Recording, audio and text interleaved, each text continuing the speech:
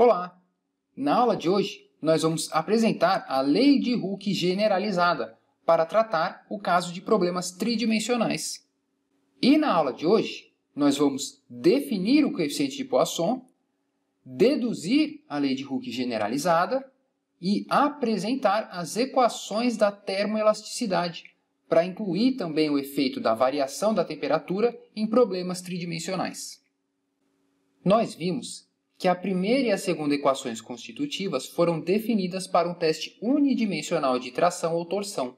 Mas nós já vimos em aulas passadas também que o estado de tensões e deformações num ponto é dado pelos tensores tensão e deformação, com 6 componentes independentes. Se o material é linear, a relação linear mais geral possível entre tensão e deformação é escrito dessa maneira matricial.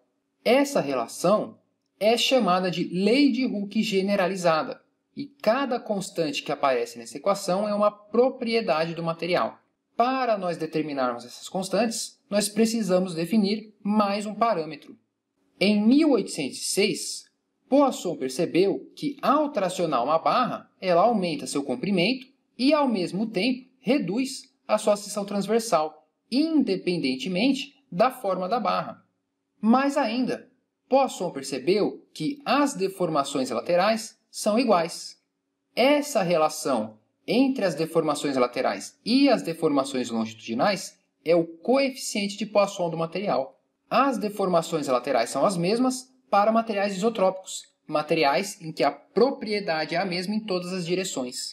E para praticar, vamos ver isso no exercício, em que uma barra é tracionada e são dadas as variações no seu comprimento e no seu diâmetro, e o exercício pede para nós determinarmos o coeficiente de Poisson do material. Aqui está a nossa barra. O exercício falou que a barra tinha originalmente 500 mm e o seu comprimento variou 300 micrômetros. Um diâmetro originalmente de 16 mm e esse diâmetro variou menos 2,4 micrômetros. A barra aumentou de tamanho e o seu diâmetro diminuiu. A deformação longitudinal εx é o ΔX sobre L0, 600 microns. A deformação lateral εy é o ΔY sobre o diâmetro inicial D0, menos 150 microns.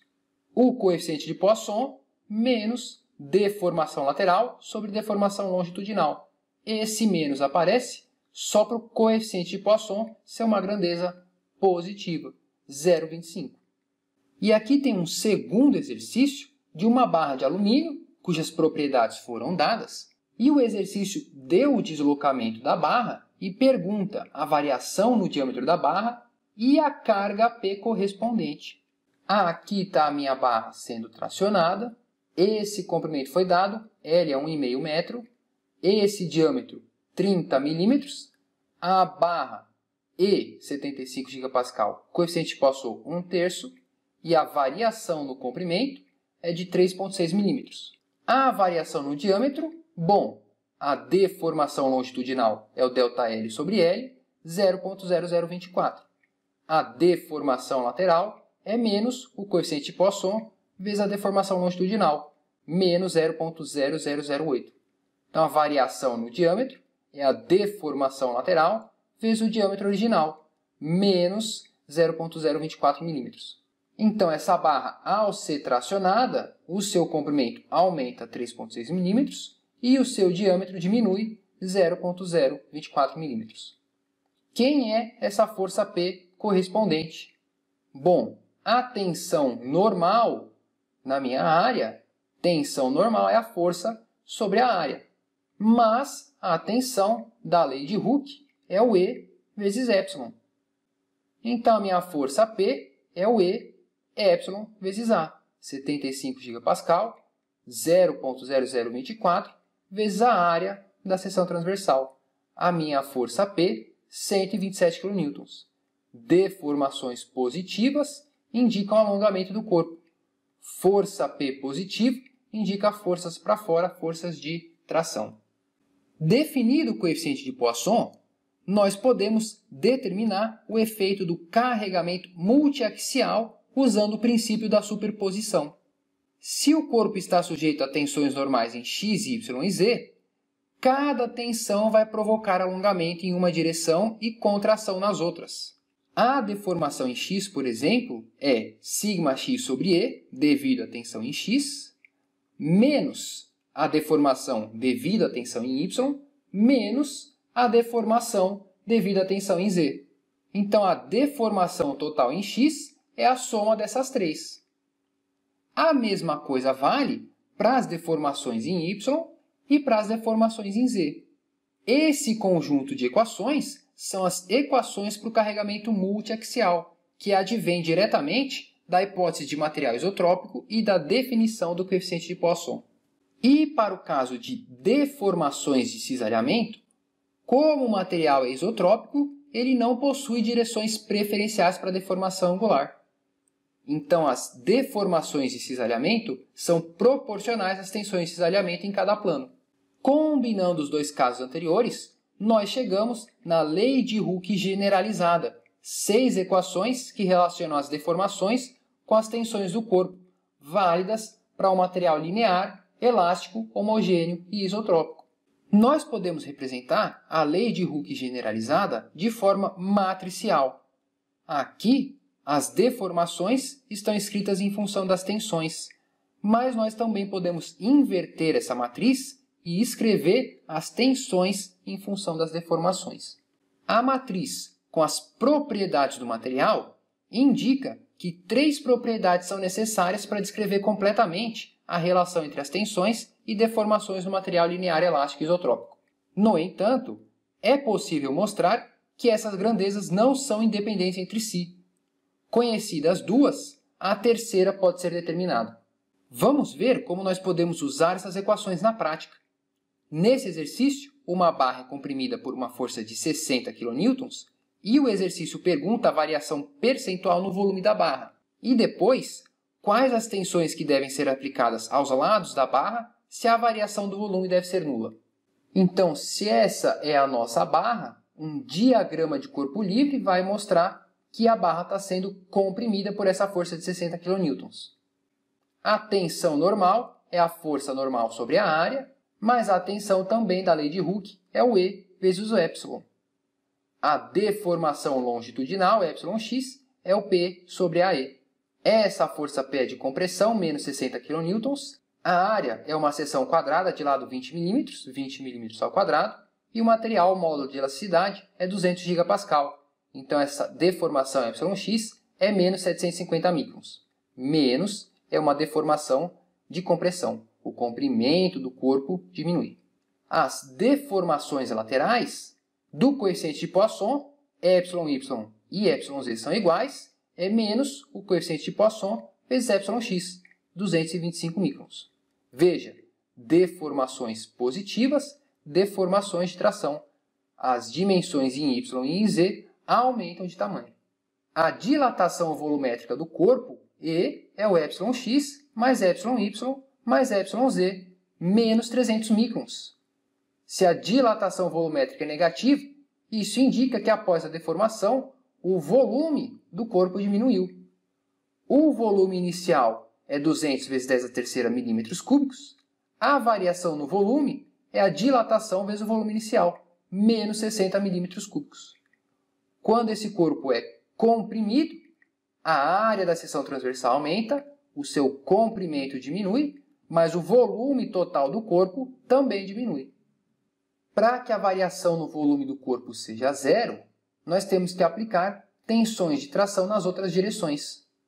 E o exercício falou que essas tensões em y e em z são o sigma que nós temos que determinar.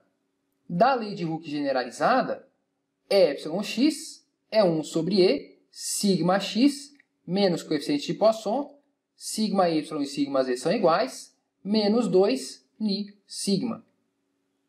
E a deformação lateral, εy, é 1 sobre e, sigma menos ni, sigma x mais sigma, rearranjando dessa maneira, e o εy é igual a εz. Nesse caso agora que nós temos tensões em x, y e z, a dilatação volumétrica é a soma dessas componentes. É isso daqui.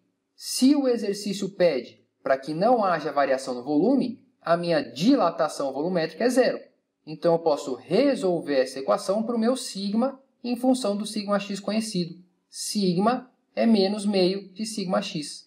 Se σx é menos 150 MPa, o meu sigma é 75 MPa. Veja, positivo vai tracionar o meu corpo em y e z. Faz sentido. Se com a aplicação da carga compressiva o volume do corpo diminuiu, eu tenho que tracionar esse corpo nas direções em y e z para compensar esse efeito, de forma que a variação total do volume, agora com essas tensões, seja zero. Vamos ver esse outro exercício que fornece o campo de deslocamento dos pontos de um sólido e o exercício pede o módulo de cisalhamento do material, os tensores tensão e deformação e as forças normal e de cisalhamento no plano delimitado pelos pontos dados. Como nós vimos, duas propriedades do material são suficientes para nós descrevermos completamente a relação tensão-deformação. Se E é 80 GPa e o coeficiente de Poisson é 0,25, o meu módulo de cisalhamento G é o E sobre 2, 1 mais Ni, 32 GPa. O exercício também deu o campo de deslocamentos desse corpo. Então, eu sei que as componentes de deslocamento, U, V e W, são essas funções de x, y e z. Nós vimos em aulas passadas que as componentes de deformação nós podemos escrever em termos das derivadas das componentes de deslocamento. Então, aqui, no tensor deformação, a diagonal representa as deformações normais e esses termos fora da diagonal, as deformações de cisalhamento do corpo. Posso calcular essas derivadas, o meu tensor deformação é esse daqui. Da lei de Hooke generalizada também, eu posso escrever a tensão em função da deformação. Essa matriz com as propriedades do material eu posso escrever usando esses parâmetros de Lamé. 2μ E sobre 1 mais Ni, lambda E Ni, 1 mais Ni, 1 menos 2Ni. Calculo esses dois parâmetros, a minha matriz com as propriedades do material é essa daqui, então as minhas componentes de tensão é esse produto matricial. As componentes de deformação eu já determinei, então as componentes de tensão são essas. Ou, escrito no meu tensor tensão, dessa maneira. Para determinar a força normal e a força de cisalhamento agindo nessa superfície, eu vou observar o seguinte. Primeiro, essa superfície está no plano YZ, os pontos 000, 010 e 001. Se essa superfície está no plano YZ, um versor normal superfície, o versor N, é o versor que aponta na direção X. 100. Da fórmula de Cauchy, o vetor tensão é o sigma vezes N. Ou seja, é o vetor tensão agindo nessa superfície. O vetor tensão desse produto matricial é o 160, 0,96 MPa. Já vimos também a componente normal do vetor tensão, Tn, é o produto escalar Tn na direção N. Esse produto escalar me dá 160 MPa na direção N. Então, o vetor tensão normal é 160, 0 MPa.